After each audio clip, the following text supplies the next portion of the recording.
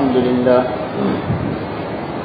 لله نحمده ونستعينه ونستغفره ونؤمن به ونتوكل عليه ونعوذ بالله من شرور أنفسنا ومن سيئات أعمالنا من يهده الله فلا مضل له ومن يضلله فلا هادي له ونشهد أن لا إله إلا الله وحده لا شريك له ونشهد أن سيدنا ومولانا محمدا عبده ورسوله أما بعد عن علي بن أبي طالب رضي الله تعالى عنه قال سمعت رسول الله صلى الله عليه وسلم يقول إذا فعلت أمتي 15 خصلة حل بها البلاء أو كما قال النبي صلى الله عليه وسلم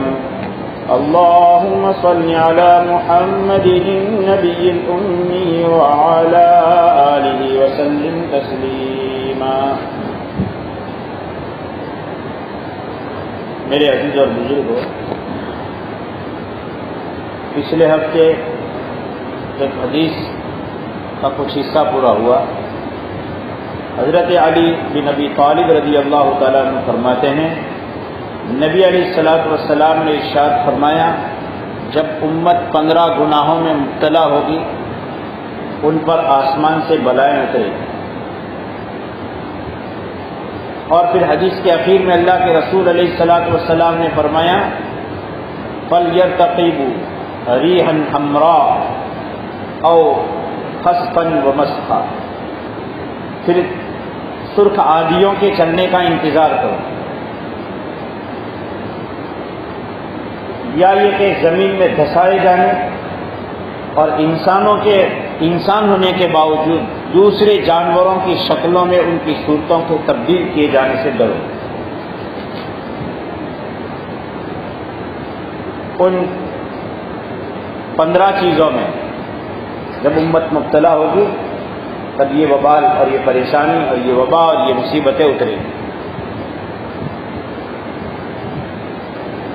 ان میں آپ علیہ الصلوۃ والسلام نے ایک بات یہ بیان فرمائی، لعن آخر هذه الامت اولها، امت کے آخر میں آنے والے لوگ، پچھلے لوگ اپنے اگلے اور اپنے بزرگوں کی لعن طعن کریں گے.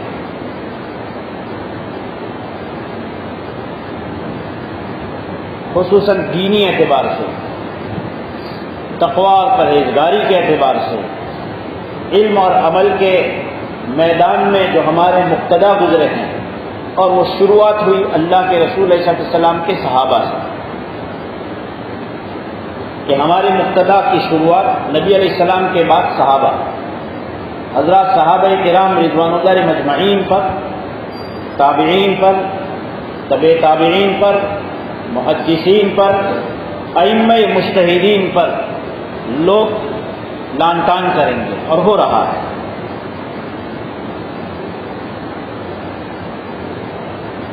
آپ علیہ الصلوۃ والسلام نے ہمیں پہلے ہی باخبر کیا تھا کہ تم میرے صحابہ کو برا بھلا نہ کہنا.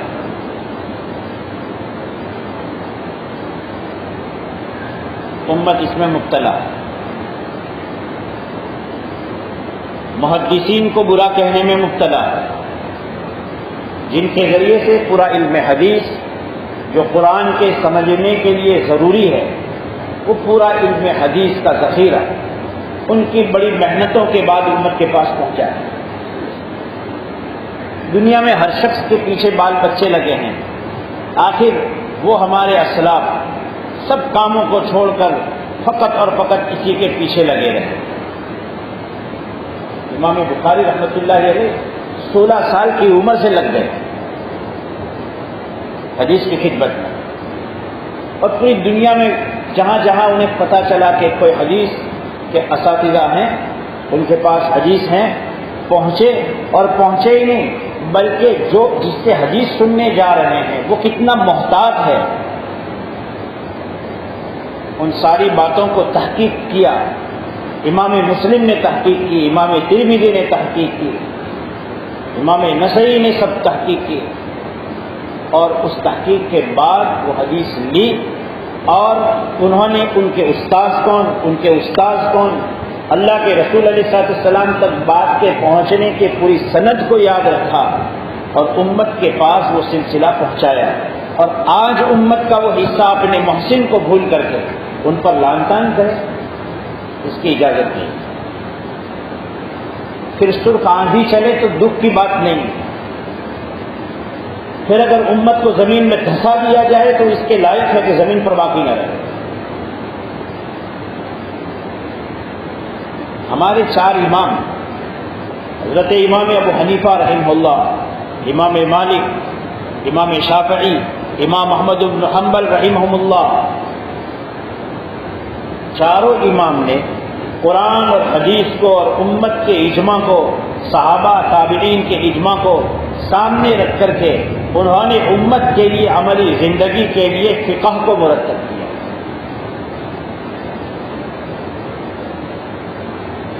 آج لوگ ریسرچ کی بات کرتے ہیں کہ ذرا پھر سے چیک کریں، وہ حضرات سب چیک کر چکے ہیں۔ ان حضرات میں تقویٰ کا اعلیٰ معیار تھا، اس معیار پر آج امت مشکل ہے پہنچ پائے۔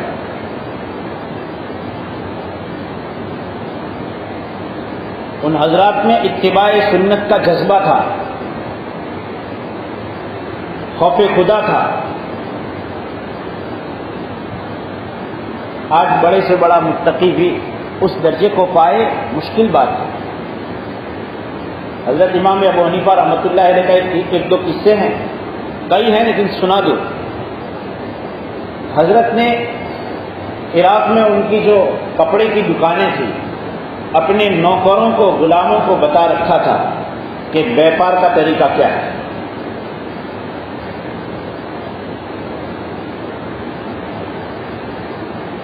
ایک مرتبہ آپ نے اپنے غلام سے بتایا، دیکھو کوئی خریدار آئے تو یہ کپڑا اس پر عیب لگا ہے،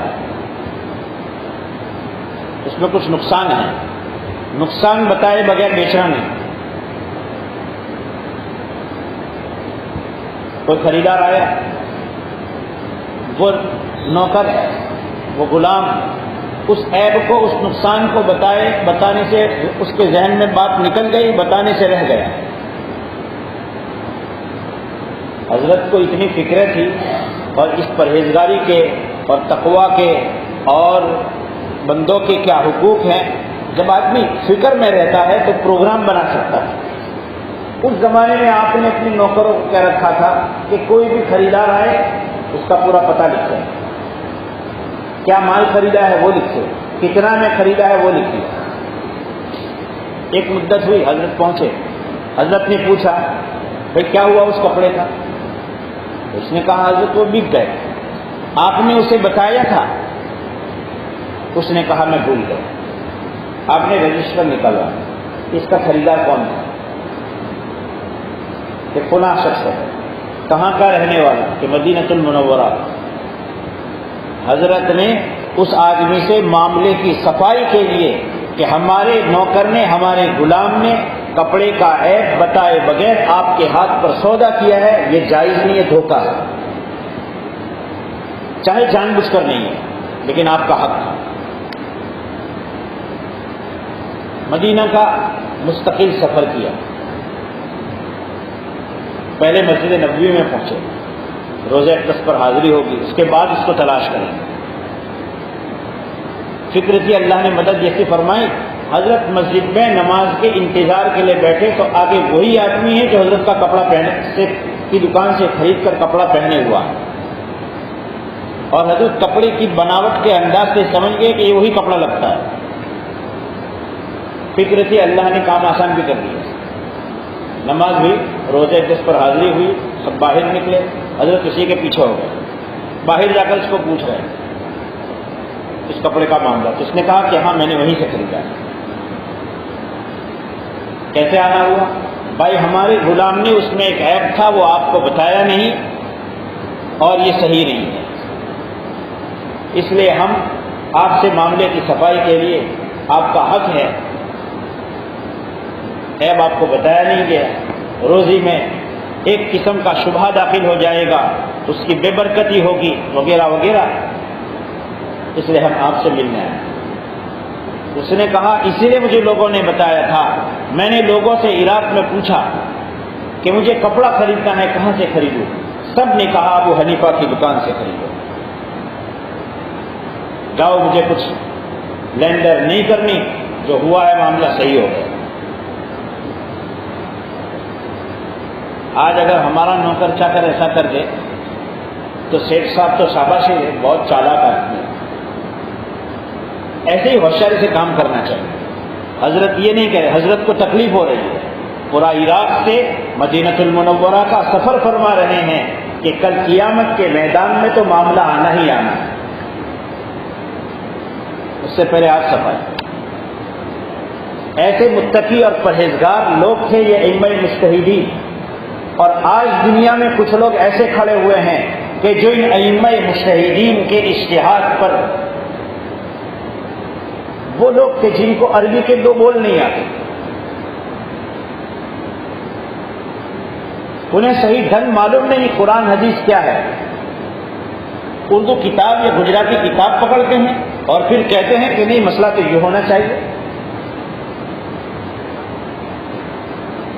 اگر وہی وکیل ہو جس طرح کی بات کرے، ڈاکٹر ہو، انجینئر ہو، اور ہمارا جیسا جو اس لائن کا آدمی نہیں ہے، وہ یوں کہے کہ نہیں علاج اس طرح ہونا چاہیے، میپ کا ناپ اس طرح ہونا چاہیے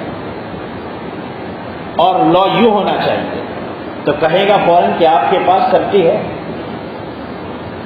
دنیا کے انسانوں کی بناوٹی چیزوں میں کوئی آدمی اگر بولنا چاہے تو وہ سرٹیفائڈ ہونا چاہیے، اور آسمان سے اتری شریعت، جس شریعت کے متعلق اللہ تبارک و تعالیٰ فرماتے ہیں فَاسْأَلُوا أَهْلَ الذِّكْرِ إِن كُنتُمْ لَا تَعْلَمُونَ، اگر تم جانتے نہیں ہو تو اللہ کو یاد رکھنے والے اہل علم سے پوچھو۔ وہاں تو یہ حکم ہے، دنیا کا بناوٹی سرٹی نہیں، آسمان سے اترے ہوئے کلام میں یہ سرٹی لگا ہوا ہے کہ شریعت میں بولنے کا حق ہر زمین پر چلتے پھرتے آدمی کو نہیں ہے، بلکہ اس کا علم رکھنے والے کو اللہ نے حق دیا ہے۔ اللہ کے کلام میں ہر ایک بول دے، مذہب اسلام میں ہر ایک بکواس کر دے، اور پھر اس کو ہوشیاری سمجھی جائے۔ لعن آخر هذه الامت اولها کا یہ حصہ ہے، اس امت کا آخری حصہ، اس امت کے پچھلے لوگ اگلے لوگوں پر لعن طعن کریں گے، آسمان سے سرخ آدھیوں کا انتظار کریں۔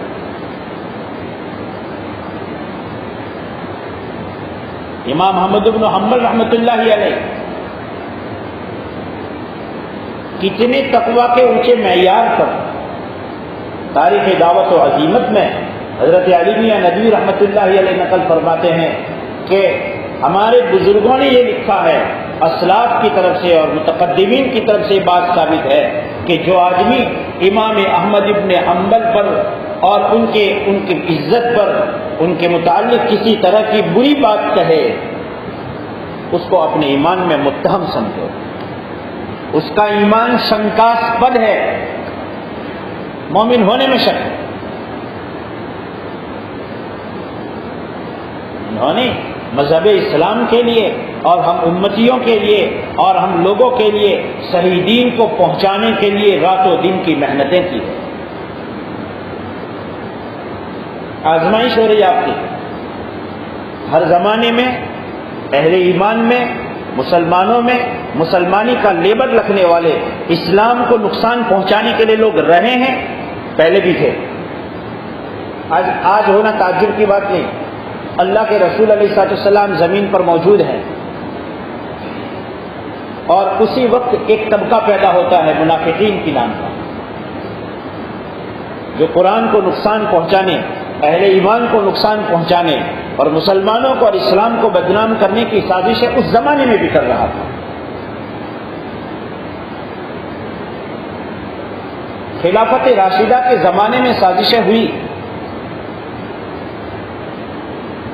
بعد کے زمانوں میں بھی ہوئی، آج ہوئے اس کی کوئی تعجب کی بات نہیں ہے، آئندہ کل بھی ہوگی۔ حضرت مہدی کا ظہور ہوگا، اس زمانے میں بھی سازشیں ہوگی، ان سازشوں سے ہمت نہیں ہارتی۔ سازشیں اسی وقت ہوتی ہے جب سامنے کوئی بات پکی ہوتی ہے. جھوٹ بات ہے، اس میں سازش کرنے کی ضرورت بھی کیا ہے؟ کوئی ایک جھوٹ ہے 10 اور لگا دو اور طاقت مل جائے گی جھوٹ کو. سچ کو مٹانے کے لیے سازش کرنی پڑتی ہے، باطل کو مٹانے کے لیے سازش کی کوئی ضرورت نہیں. تو حضرت امام احمد بن حنبل رحمۃ اللہ علیہ کے زمانے میں خلق قرآن کا فتنہ اٹھا. ہم سب کا عقیدہ ہے قرآن مخلوق نہیں ہے، قرآن اللہ کا کلام ہے. قرآن اللہ کا کلام یعنی اللہ تبارک و تعالیٰ کی جو صفات ہیں، اللہ خالق ہے، اللہ مالک ہے، اللہ رازق ہے. تو اسی طریقے سے اللہ اپنے اس کلام کو بولنے والے ہیں. یہ جو ہمارے دو پٹھوں کے درمیان میں احترام کے ساتھ جو کاغذوں میں لکھا ہوا ہے، یہ تو اللہ کے اس کلام کا نقش ہے. اصل کلام اللہ کی صفت ہے، اصل کلام اللہ کی صفت ہے. جیسے اللہ تبارک و تعالیٰ اپنی صفات کے ساتھ هو الاول، وہ پہلے تھے، کوئی چیز نہیں تھی، ساری دنیا ختم ہو جائے گی، کوئی باقی نہیں رہے گا. اللہ تبارک و تعالیٰ اپنی ذات کے ساتھ، اپنی تمام صفات کے ساتھ اللہ باقی رہیں گے. مخلوق چاہے وہ فرشتے ہوں، چاہے وہ جنات ہو، چاہے وہ انسان ہو، چاہے وہ جمادات ہو، چاہے پہاڑ ہو، چاہے سورج اور چاند ہو، یہ ساری کی ساری مخلوق ہے. مخلوق ایک دن نہیں تھی، ایک دن ہے، ایک دن ختم ہوگا.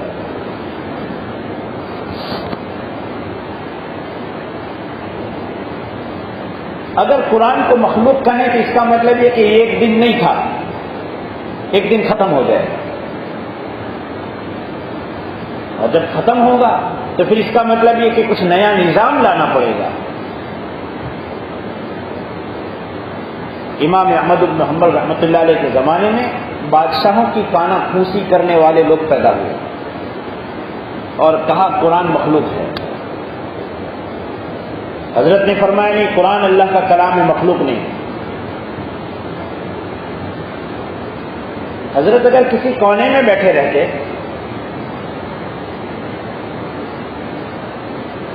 حضرت کا کوئی نقصان ہونے والا نہیں تھا ظاہر، لیکن آپ نے امت کے دین کی حفاظت کے لیے اور دین اسلام کو صحیح نہج پر باقی رکھنے کے لیے وقت کی حکومت کے تقابل میں آپ کھڑے ہو گئے. یعنی دین میں گڑبڑ نہیں ہوگی. یہ ان کا تقویٰ تھا، ان کی پرہیزگاری تھی جو انہیں بے چین رکھتی تھی. حضرت کو کوڑے ایسے مارے گئے کہ اگر ہاتھی کو مارے جائے تو ہاتھی برداشت نہ کر سکے. حضرت کھا رہے ہیں.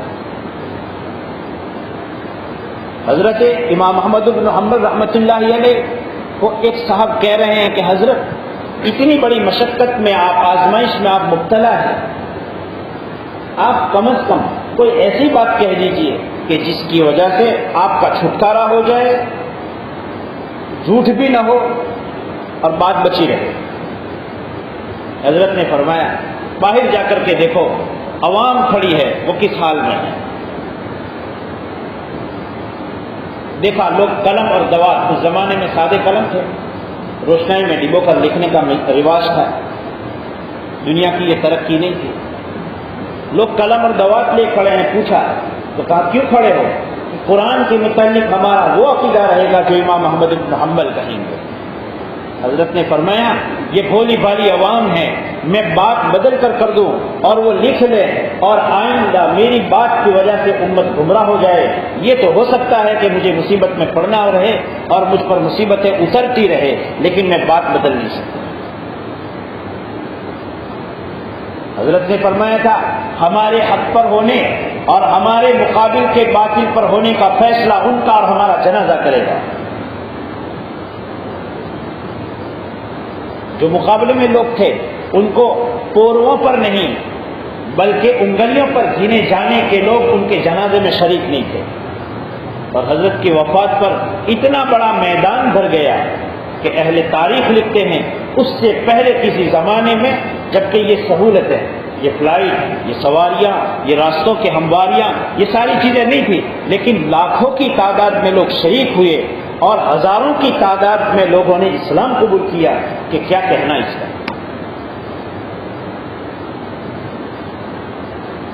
ایسے متقی اور پرہیزگار لوگوں نے قرآن اور حدیث پر رات اور دن ایک ایک آیت سے کئی مسائل اور کئی احکام ثابت کیے اور امت کے سامنے ایک مرتب دین کو پیش کیا، مرتب فقہ کو پیش کیا۔ آج کچھ لوگ پیدا ہو گئے کہ جو ان حضرات کے اجتہاد پر رخنہ اندازی کرتے ہیں، لعنت آخر هذه الامة اولها، اس امت کے بعد کے زمانے کے لوگ اگلے زمانے کے لوگوں پر لعن طعن کریں، اور پھر وہ بات بھی پیش کی جاتی ہے دین کے نام پر۔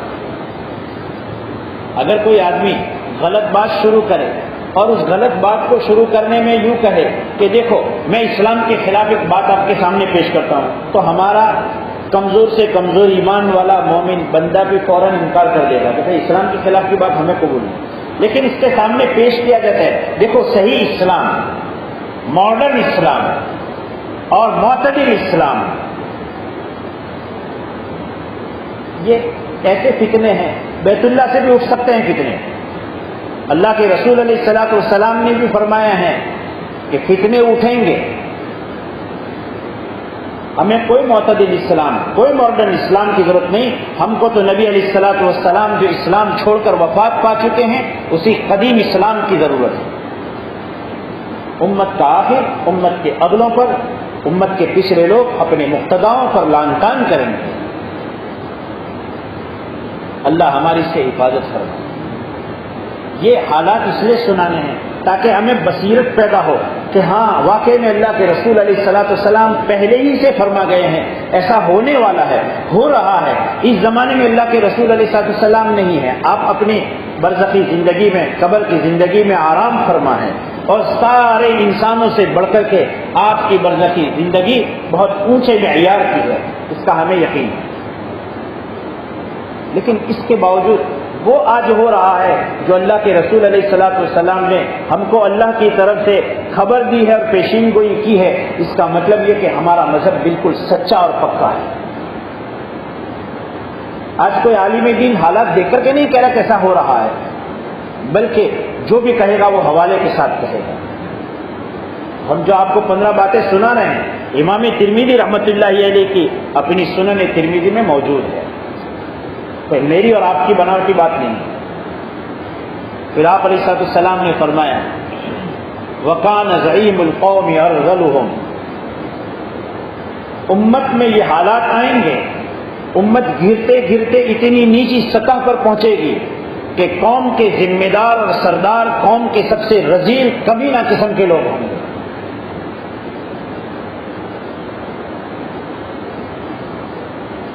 غیروں کی بات چھوڑ، مسلمانوں کے اور مسلمانوں کے اسلام کے نام پر بنے لوگوں کے، ان کے یہاں زعماء، عہدیدار اور پوسٹ پر بیٹھے لوگ، دھیمے دھیمے بدترین قسم کے لوگ جن کو مذہب اسلام سے، شریعت سے کوئی سروکار نہیں ہے، مارکیٹ میں جن کی کوئی ویلیو نہیں ہے، ایسے لوگ عہدیدار بنے اور بنتے جا رہے ہیں۔ صادق المصدوق صلی اللہ علیہ وسلم نے یہ حالات پہلے سے ہمیں بتا دیے کہ سب ہوگا، اور دن بدن ایک ایک ہو رہا ہے۔ آپ علیہ الصلوۃ والسلام نے فرمایا وشربت الخمور، شراب پی جائے گی،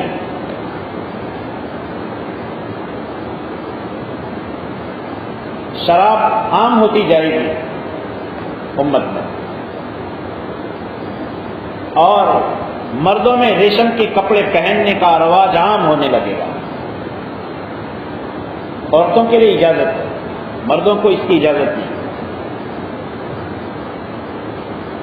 اسی طرح اس کے علاوہ اما عائشہ رضی اللہ تعالیٰ عنہ نے فرمایا کہ قیامت اس وقت تک قائم نہیں ہوگی حتیٰ یکون الولد غیضا والمطر قیضا، اس وقت تک قیامت قائم نہیں ہوگی جبکہ اولاد جو ہیں یہ ماں باپ کے لیے سکون کے بجائے غیظ و غضب کا سامان بن جائے. ایک والد اور ایک ماں باپ دیندار ہوں گے اور ان کی اولاد بددینی پر روزانہ ترقی کرے گی، اور ان کا بددینی پر ترقی کرنا یہ ان کے لیے بددینی پر ترقی کرنا روزانہ ماں باپ کے لیے غیظ کا، غصے کا سبب بنے. اولاد اپنے ماں باپ کے ہوتے ہوئے وہ کام کرے گی کہ اس کام کی وجہ سے ماں باپ کو سکون کے بجائے ماں باپ کو پریشانی ہوگی، ماں باپ میں غصہ پیدا ہوگا. آج بہت سے ماں باپ ہیں جو اپنے دلوں میں اپنے اولاد کی طرف سے گھٹن میں پڑے ہیں. میرے بھائیوں، اللہ کے رسول علیہ الصلوۃ والسلام نے جو نشانیاں بیان فرمائی ہیں وہ ہو کر رہے گی، اس کا انکار نہیں ہے، لیکن یہ ہماری بدقسمتی ہوگی کہ ہم اپنے آپ کو اس نشانی کے لیے پیش کریں کہ میں ہوں اس کے لیے تیار. بارش برستی ہے، بارش کے برسنے سے لوگوں کو ٹھنڈک محسوس ہونی چاہیے. جو بارش برسے گی یوں لوگوں کے لیے اور زیادہ تکلیف اور زیادہ گرمی اور زیادہ بھڑک کا سامان ہوگا. ہم لوگ اپنی زبانوں سے کہتے ہو گئے کہ بارش اتنی برس گئی لیکن ٹھنڈک کا نام نہیں ہے. یہ سب حالات ہیں جو اللہ کے رسول علیہ السلام نے قیامت کے پہلے جو ہونے والی چھوٹی چھوٹی نشانیاں اور جو بڑی بڑی 10 نشانیاں سب دھیمے دھیمے ہو کر رہے گا اور ہونا شروع ہوا. اور اس کے بعد اور خطرناک حالات آنے والے ہیں قیامت سے پہلے. اس لیے جب ان چیزوں کو ہم سنیں گے، پڑھیں گے اور ان گناہوں سے اپنے آپ کو بچائیں گے تو آنے والے ان حالات میں ہمیں اپنے ایمان پر پختہ یقین پیدا ہوگا اور ہم ایمان پر کڑے سے کڑے حالات میں، نازک سے نازک ترین حالات میں ہم اپنے آپ کو ایمان پر بچا سکیں گے. کیونکہ ایمان پر آدمی اپنی چالاکی سے نہیں بلکہ ایمان پر قرآن اور حدیث میں جو باتیں بیان کی گئی ہے ان باتوں پر پکے یقین سے آدمی ایمان پر رکھتا ہے. اس لیے یہ باتیں ہیں جو اللہ کے رسول علیہ السلام نے ہمیں بتائی ہیں. ان گناہوں سے ہم اپنے آپ کو، اپنے بچوں کو، اپنے گھر کے لوگوں کو، اپنے اڑوس پڑوس کو بچائیں. اللہ تبارک تعالی ہمیں توفیق عطا فرمائے. آمین. وآخر دعوانا الحمدللہ رب العالمین. جن کی سنت باقی ادا فرمائے.